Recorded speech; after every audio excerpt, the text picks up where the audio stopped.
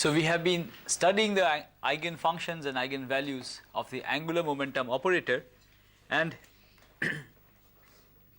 we were looking at the eigenfunctions, the simultaneous eigenfunctions of these two operators, and these eigenfunctions were denoted by YLM, and these were functions of theta and phi in a spherical polar coordinate system. And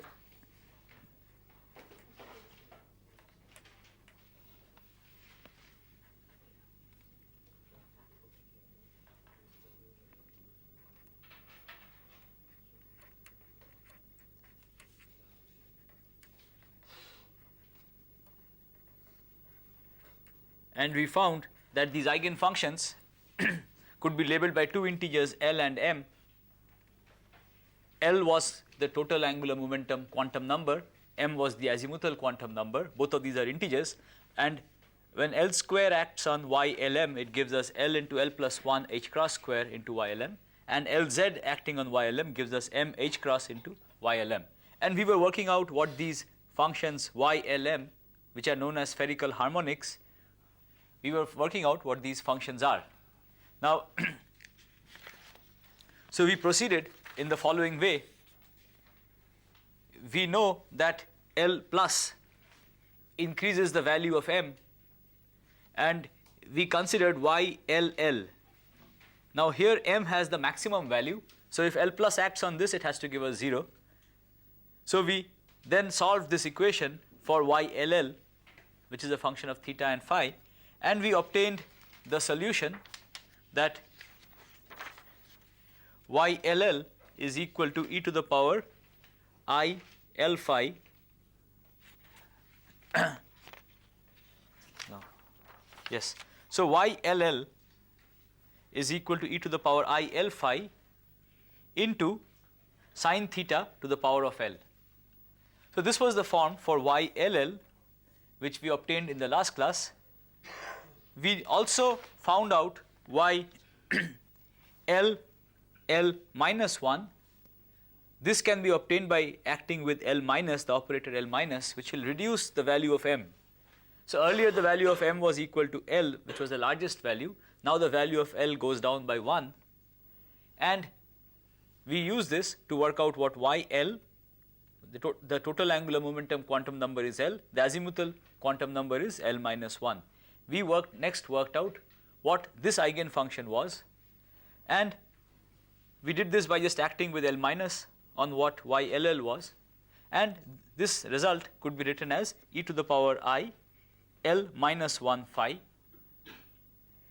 into 1 by sine theta to the power of L del by del theta sine theta to the power of 2L.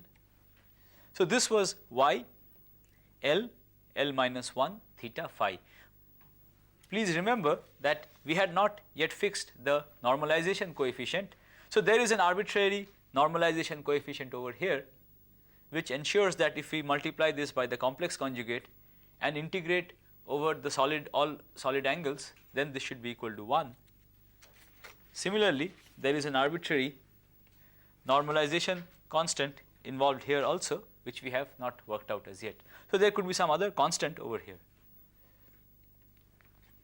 So we next want to work out what Y L minus 2 is, and this again we will proceed in the same way. We will take the operator L minus and act on Y L minus 1.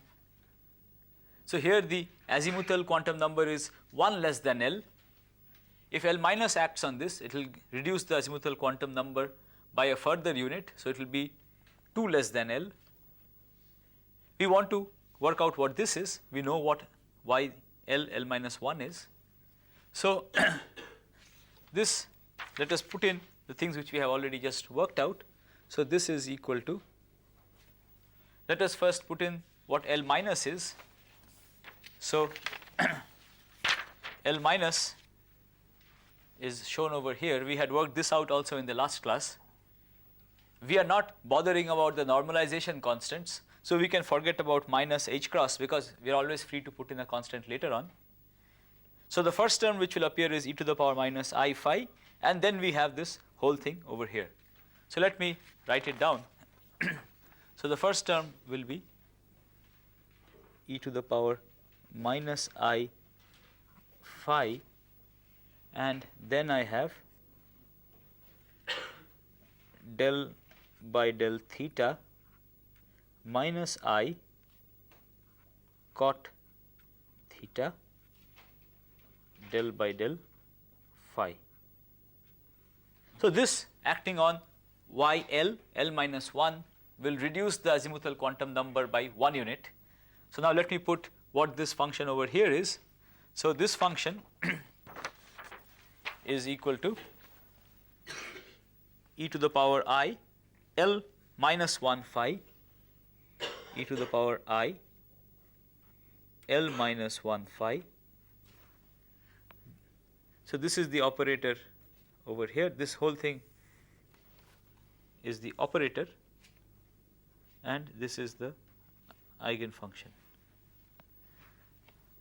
And we have this divided by sin theta to the power of L, sin theta to the power of L, and we have d by d theta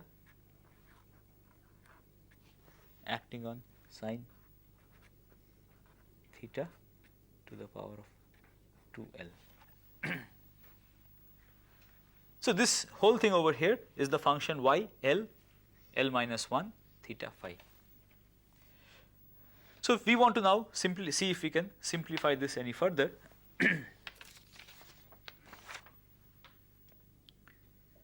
So let us see what we get. If del by del phi acts on this, we pick up I into L minus 1 instead of del by del phi. So I into this I will give us a minus 1, which multiplied by this will give us a plus 1. So this whole thing is equal to e to the power I.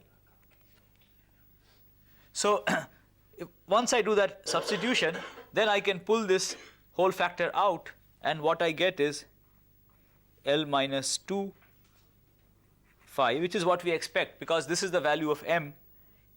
The azimuthal part, the phi dependence, is e to the power I m phi. M now has the value L minus 2. So this should be e to the power I L minus 2 phi. So the phi dependence has all gone into this.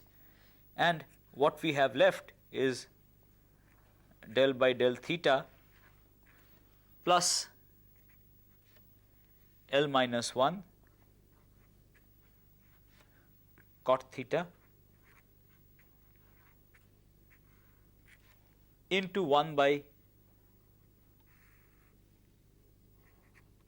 sin theta to the power of L d by d theta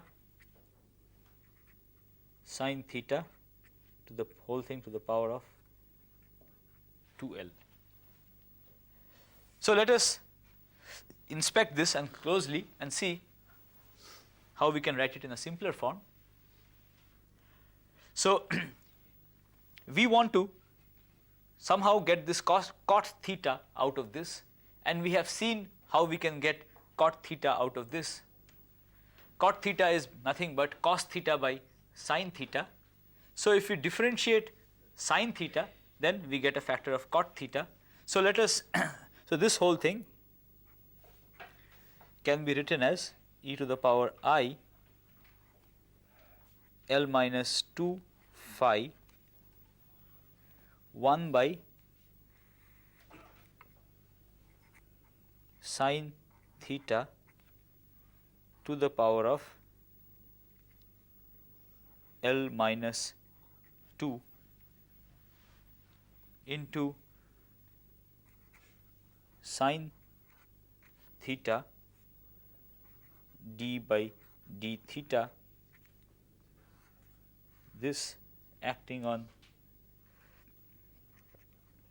sin theta d by d theta acting on sin theta to the power of 2L. Let us just see how this is equal to this. When this operator has to act on both this and this. when this operator acts on this, it differentiates this sine theta and gives us cos theta. Now this cos theta, there is a sine theta here, so I have to put in one more sine. If I put in one more, okay, so I can take one of the sine thetas out from here. Okay, the whole thing over here can be written as, no, let us see, this is not true. So there will be L to the power of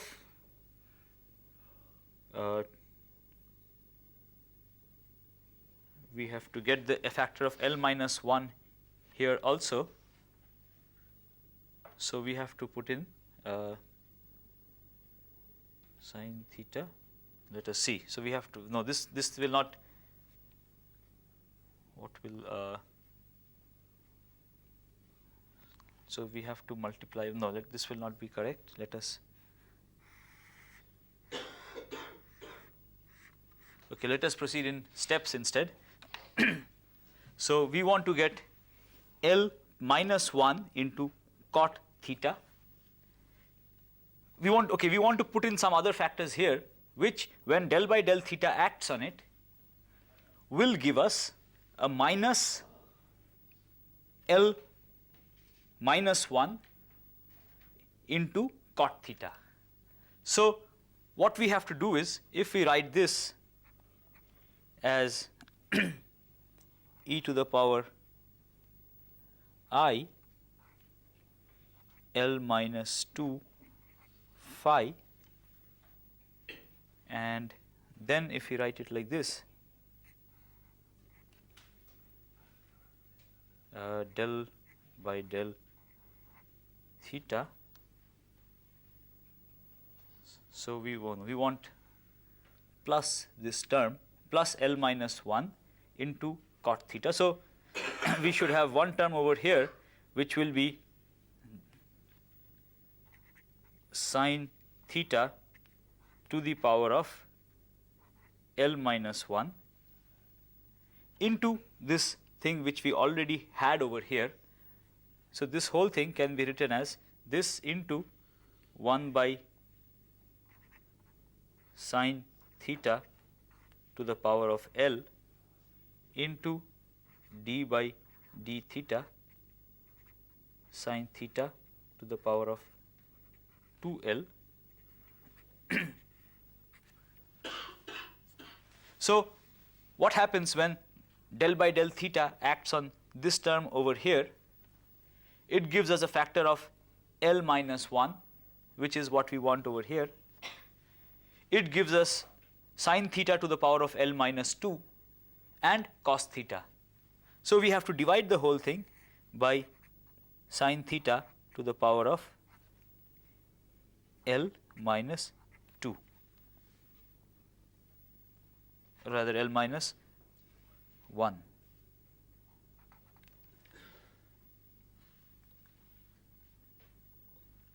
Let us just do it carefully instead of putting in arbitrarily.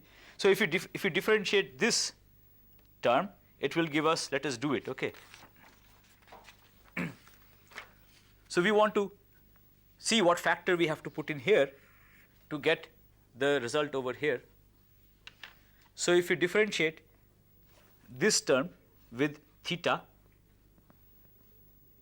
we have, okay, so we have to divide by sine theta to the power of L minus 1. So when we differentiate this part over here, the sine theta to the power L minus 1 will cancel out with the sine theta to the power of L minus 1 over here, and we will get del by del theta acting on just the second part, which is what we have here. When we differentiate the first term, we will get an extra factor of L minus 1 into sine theta to the power of L minus 2 into cos theta. One of the sine theta can be taken out from here, and if we divide the cos theta, we will get cot theta. So we will have sine theta to the power of L minus 2 in the numerator and denominator. So this is equal to this. Now let us simplify this a little further. So what we have is equal to e to the power I L minus 2 phi, and then we have 1 by sine theta to the power of L minus 2 into sine theta d by d theta. So this I am writing as sine theta to the power of L minus 2, and I am putting a sine theta in the numerator. If you look at these two terms, what we have left is, when we divide this and this, what we have left will be sine theta to the power of 1 by sine theta into d by theta. So we can put in that also.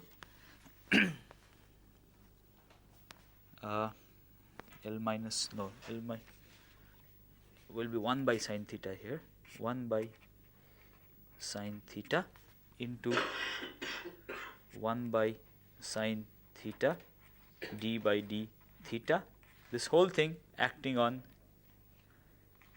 sine theta to the power of 2L. Okay. So the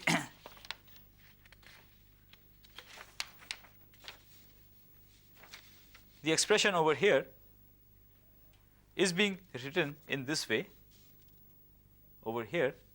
So the overall denominator sine theta to the power of L minus 1 is being written as 1 by sine theta to the power of L minus 2 into 1 by sine theta, which is nothing but this. The d by d theta appears here, and these two terms, 1 by sine theta remains because there is L minus 1 here and L here.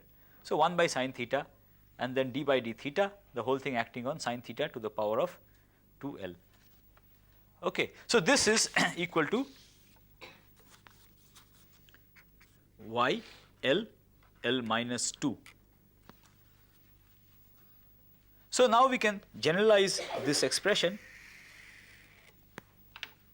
If we generalize this expression, what we get is, just by analogy, you can work your way through it. What we get is y L L minus s theta phi is equal to e to the power of I. This term is easy to guess.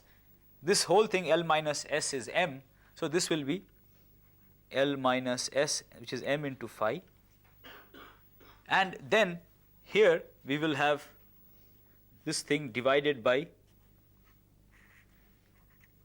1 by sine theta to the power of L minus s. Here it is L minus 2. So we have sine theta to the power of L minus 2. And then we have 1 by sine theta d by d theta whole thing to the power of s acting on sine theta to the power of 2L. So this is there is no s over here, right, 2L. So this is just dependent on L. So this is the expression for y L L minus s, which can be used to generate any arbitrary spherical harmonic, except for the fact that we have to still work out the constant coefficient, which is the normalization coefficient. Now to gain further insight into this and to work out what the normalization coefficient is, one way would be to just integrate this multiplied with itself, with its complex conjugate, and integrate over all solid angles and set that equal to 1. That is, the normalization condition is basically the condition that the integral over all solid angle d omega into y L m star theta phi into y L prime m prime theta phi, this should be equal to delta L L prime delta m m prime. So if either L or m are different, then the integral, this integral over here, the integral is over all solid angle, which is over all possible values of theta and phi. So this integral, if L and either L or M are different will be 0. If they are the same, then this integral should be 1. If both L and M are same. So this can be used to determine the normalization coefficient. So we shall go about it in a slightly different way. We shall investigate it a little further.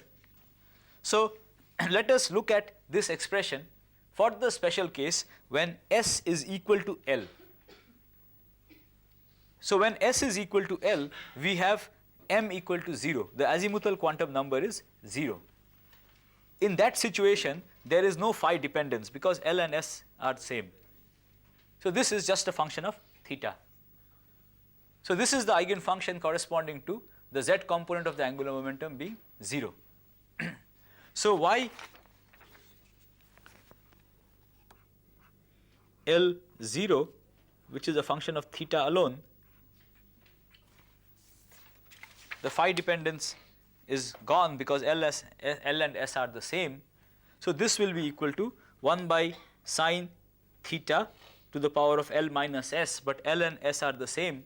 So this term will no longer be there, and what we will have is this is equal to 1 by sine theta d by d theta to the power of L into this acting on sine theta to the power of 2L. So this expression is much easier. The phi dependence to handle, the phi dependence is no longer there. We only have theta dependence, and this is the function. Okay.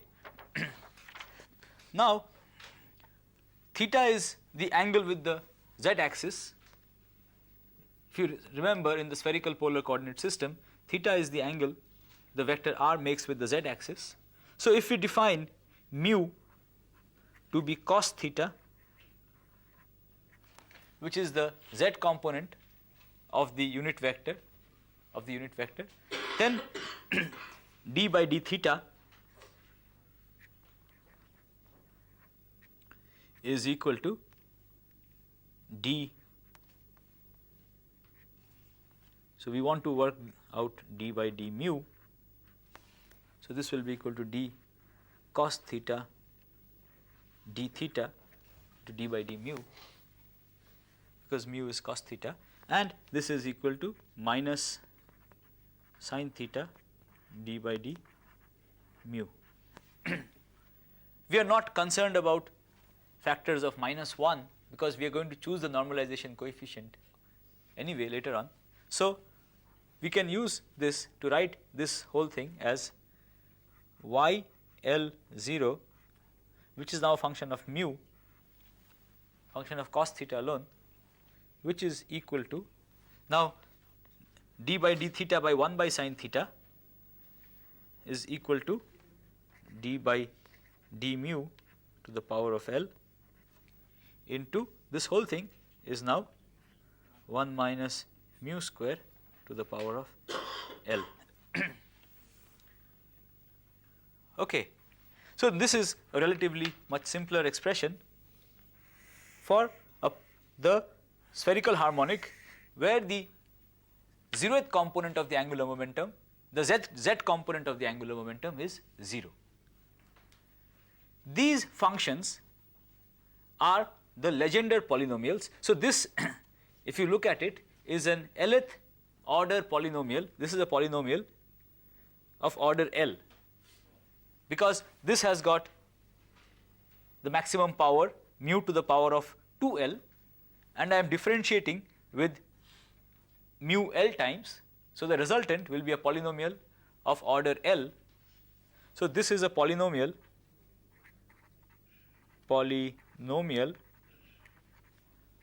of order L, and this is the Legendre polynomial. This is proportional to the Legendre polynomial PL mu.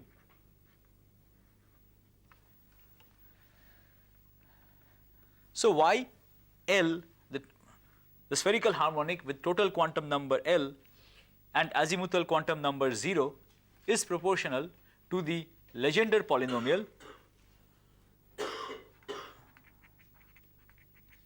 are the Legendre polynomial, the usual Legendre polynomial which you have encountered in your mathematics course.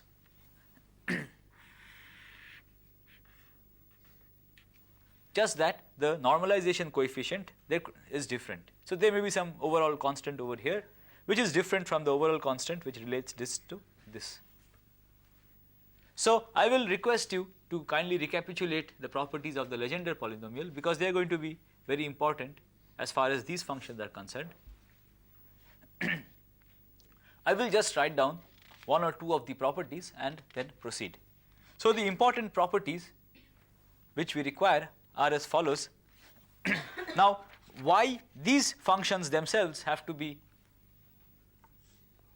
orthogonal, because the eigenfunctions of Hermitian operators I have told you are orthogonal and we can normalize them. So these functions themselves are orthogonal, which is that the d omega integral over solid angle YL0 theta y star and YL prime 0 theta, this should be equal to delta L L prime. Now this solid angle integral over solid angle in spherical polar coordinate system is written as d theta into sine theta, this the limits going from 0 to pi, and we have an integral over d phi 0 to 2 pi d phi. This is the integral over the solid angle, and then we have y 0 L prime, which is just a function of theta, and y 0 L. These are real functions, so I don't have to bother about the star. Y 0 L theta, this should be equal to delta L L prime. Now the phi integral can be done easily and here again if we use this substitution that mu is equal to cos theta, then the limits now become plus 1 to minus 1. We will pick up an extra minus sign here because d theta sin theta is equal to minus d cos theta. So this integral over phi can be done, which gives us a factor of 2 pi, and this integral becomes minus 1 to 1 d mu, and let us say that each of these is some constant, let us say AL into PL mu. So we have already seen that each of these is equal to the Legendre polynomial. So this I am writing as AL prime PL prime, and this will be AL PL mu. This should be equal to delta L L prime. Now this gives us 2 pi AL AL prime, and we have the integral minus 1 to 1 PL mu PL prime mu d mu. This should be equal to delta L L prime. Now this integral minus 1 to 1 PL mu PL prime mu can be worked out using the properties of the Legendre polynomial, and this integral is nothing but delta L into L plus 1 into 2 by 2L plus 1. So this is the integral over here, and we have another factor of 2 pi AL squared, because L and L prime are not the same. If they are not the same, then the whole integral is 0.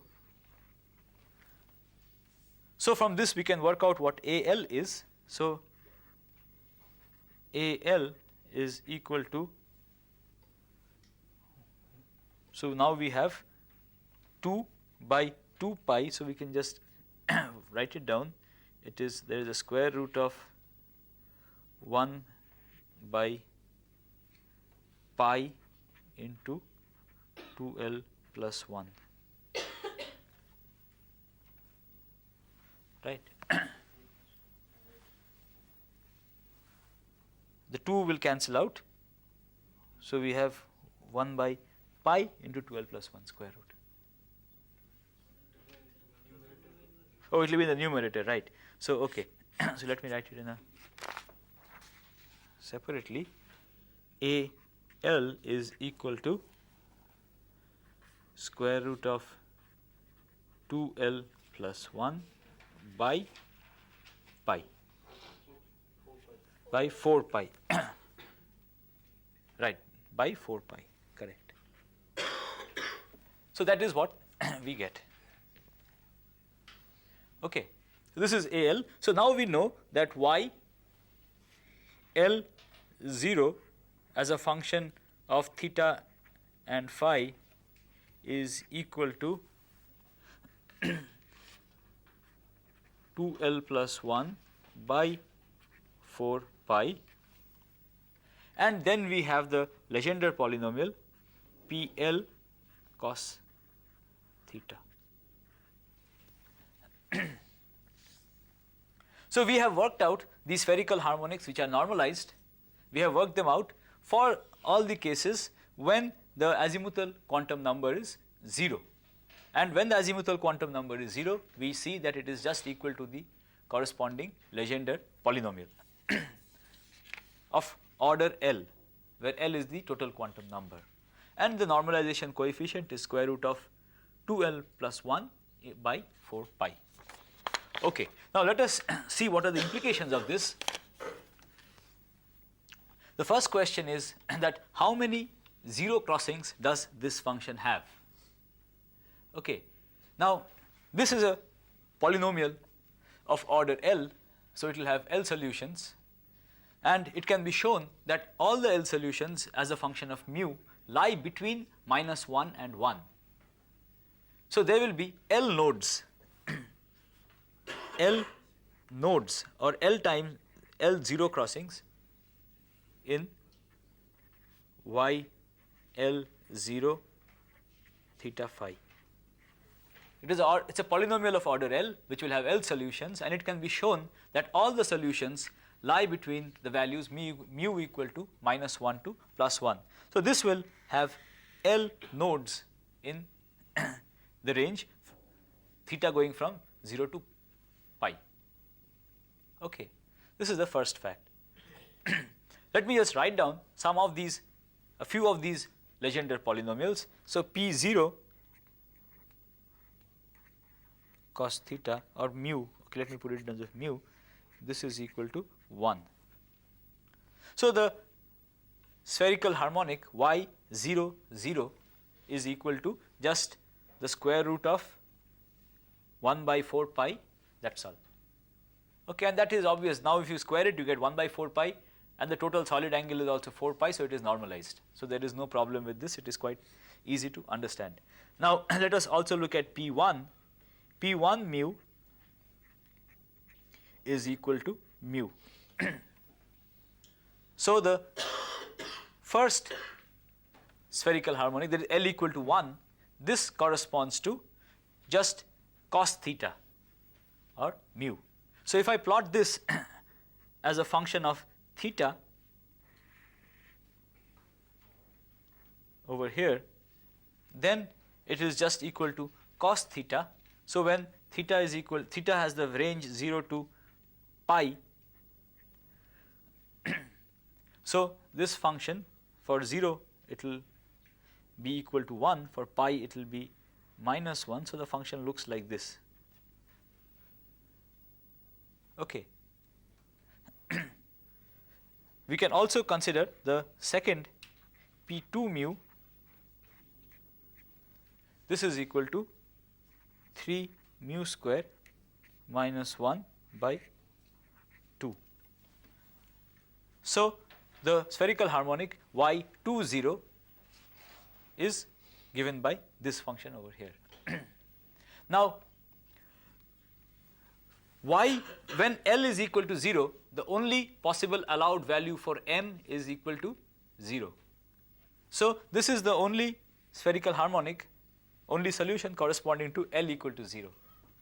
For L equal to 1, if m is 0, this is the solution, it is just this Legendre polynomial. But m can also take values -1 and +1, which we have to still work out. For L equal to 2, the total quantum number is 2, there will be 5 possible cases, +2, +1, 0, which we have already worked out, y2, 0, and there will be y2 -1 and y2 -2 also. So there will be 4 more solutions which you have to still work out. Okay. Now, if we look at these 3 functions, they will be actually functions on a sphere because they are functions of theta and phi. And when m is equal to 0, they don't depend on phi. They are only theta dependent functions. So let us try to visualize what these 3 functions look like. So the 0th Legendre polynomial, the 0th Legendre polynomial has no nodes. It has got no zero crossings and it is absolutely uniform on a sphere. So you can visualize a sphere which has got the same value, this has got the same value, absolutely the same value on every point on the sphere. So y 0, 0 theta phi is equal to just square root of 1 by 4 pi. And if I have such a function, it is what is called a monopole.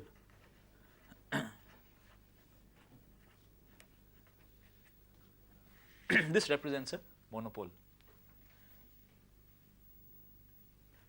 It is absolutely uniform on a sphere. Uniform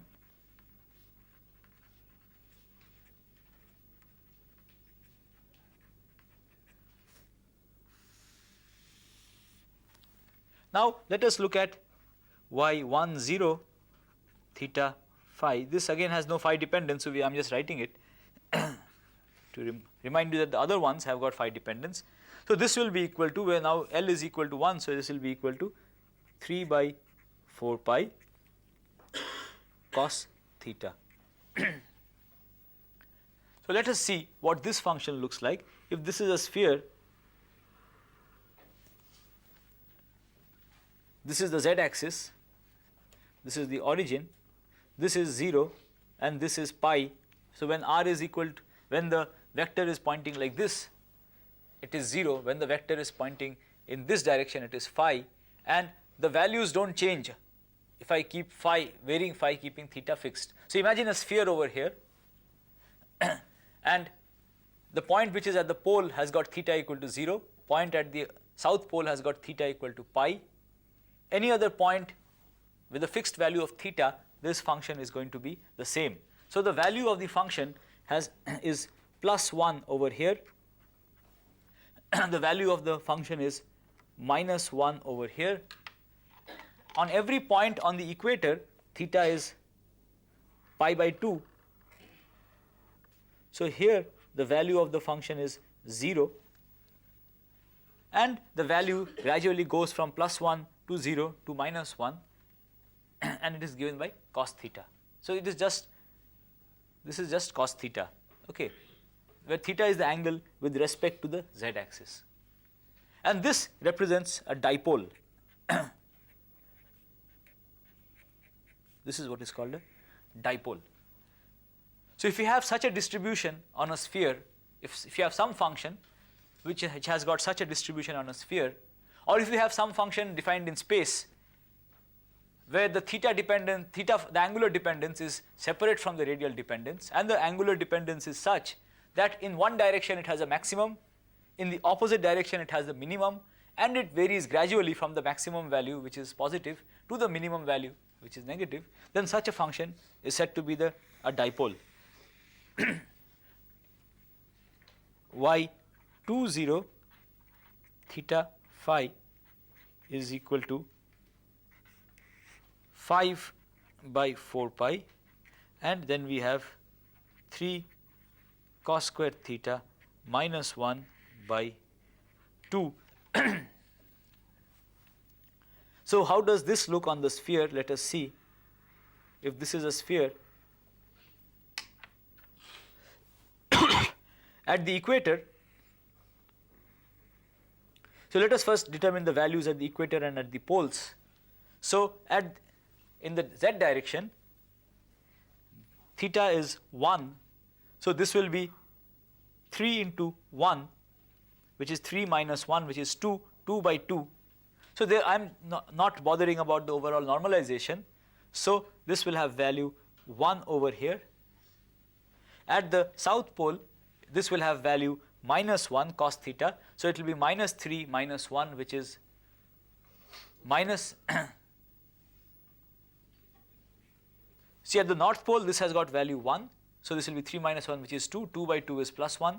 At the south pole this will have value minus 1, so it will again have the same value plus 1, because I am going to square it. Okay. At the equator it is going to have value 0, so this is going to be minus half. And how many zero crossings is it going to have? It is going to have 2 zero crossings. So the value is going to be some maximum over here, it will have a maximum value here, and then it will decrease, it will cross 0 somewhere in between, and then it will again decrease further, come here, and then it will increase and reach plus 1. So this is a function whose angular dependence is as follows.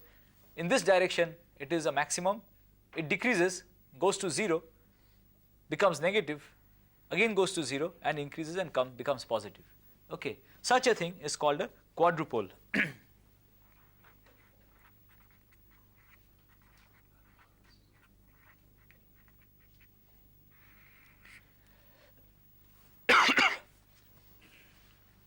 And you can get higher and higher such harmonics. Now, since we have chosen the 0 m equal to 0, all of these are aligned with respect to the z axis. But in general, the quadrupole could be aligned in some other direction, random direction, and those random alignments can be obtained by superposing different quadrupoles with different values of m. So there are 5 possible values of m. Similarly, for the dipole, the spherical harmonic has only got uniform, so there is no question of alignment.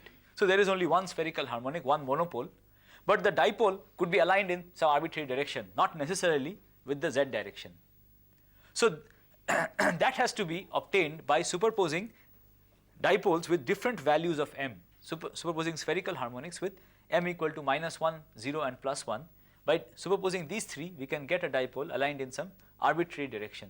Similarly for the quadrupole. Okay. Now any function of theta and phi can be expressed as a superposition of,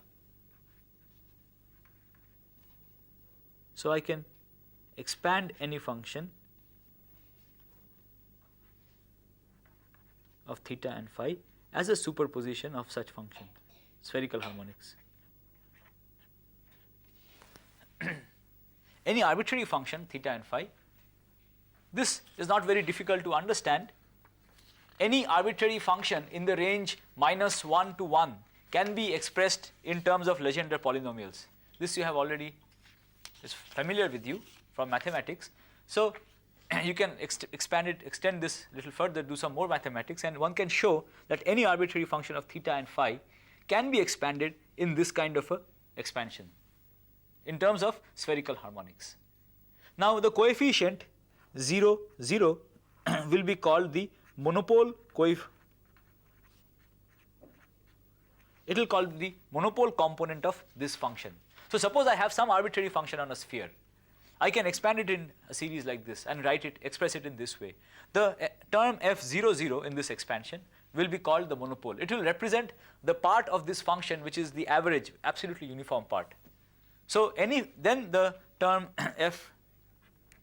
f10, f11, f1 minus 1, these will be coefficients of the 3 dipole terms. This will correspond to dipole.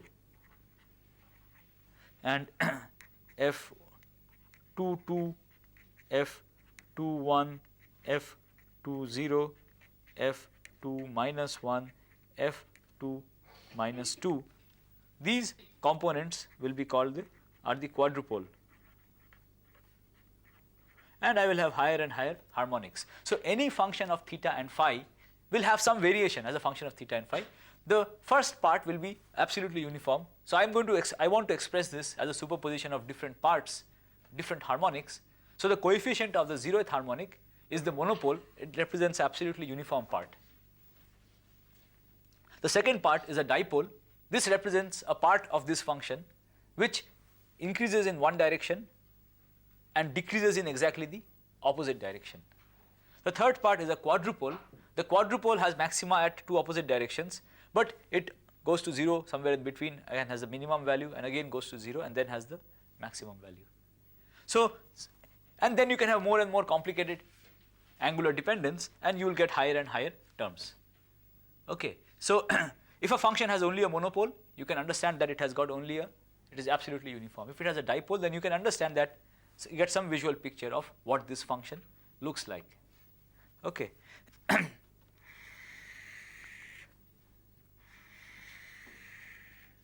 Now we have to still work out what the other spherical harmonics are, and that can be easily worked out because we know that y L plus acting on y L0 will give us C plus into y L1. So this will be equal to, we have worked out what the value of C plus is. So C plus is equal to square root of L minus m into L plus m plus 1 h cross. So putting in the value of m equal to 0 into this, we get that this is equal to square root of L into L plus 1 into h cross y L1 or y L1, which is a function of theta and phi, is equal to L plus 1 by square root of L plus 1 acting on y L0 theta phi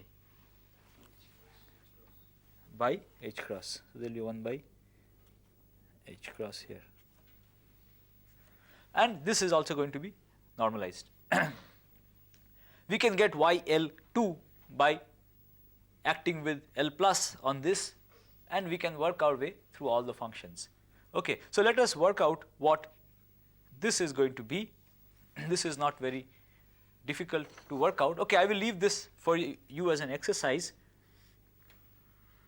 So you are to work out the expression for YLM by acting with L plus. Similarly, if you act with L minus on YL0, you will get C minus YL minus 1 theta phi, and you can work out what all of the other spherical harmonics are. So I leave this for you to work out as exercises. I shall just present you with the results in the next class. So please work these out as exercises.